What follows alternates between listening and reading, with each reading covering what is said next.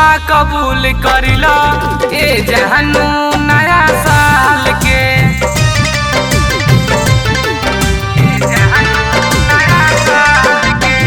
तोहफा कबूल करिला ए जानू नया साल के।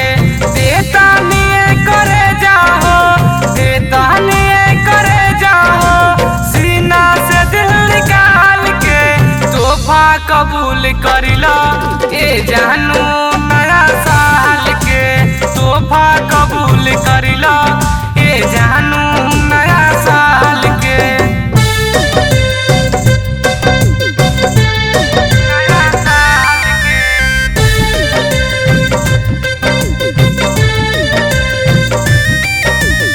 Music by Hrithik Sharma.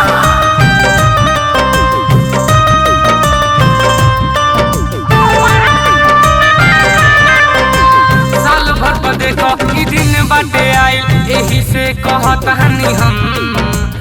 अखिया से कबो तू दूर नहीं जाइब, वादा तू कर सनम।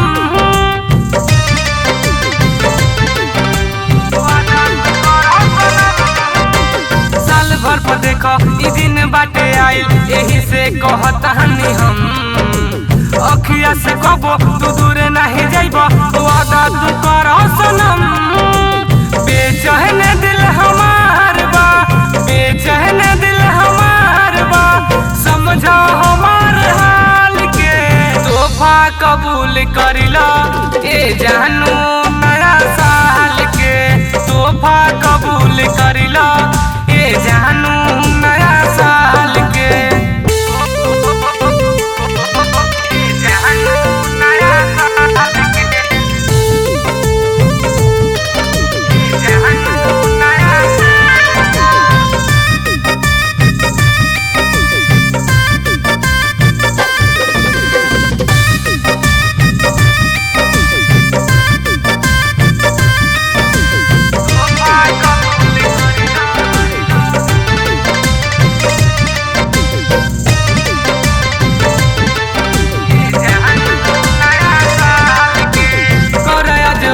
न बदली इरादा कबो ना भूलै बलम। कहले ऋतिक गुलशन समझा के, तू संग रह जन्मो जन्म।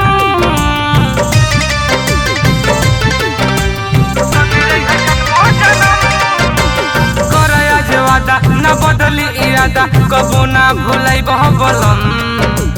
कहे अभिषेक दुर्गेश समझा के, तू संग रह जन्मो जन्म। सबसे बड़ा खजाना बा, सबसे बड़ा खजाना बा, रखिया सुजीत संभार के। तोहफा कबूल करिला ए जानू नया साल के। तोहफा कबूल करिला ए जानू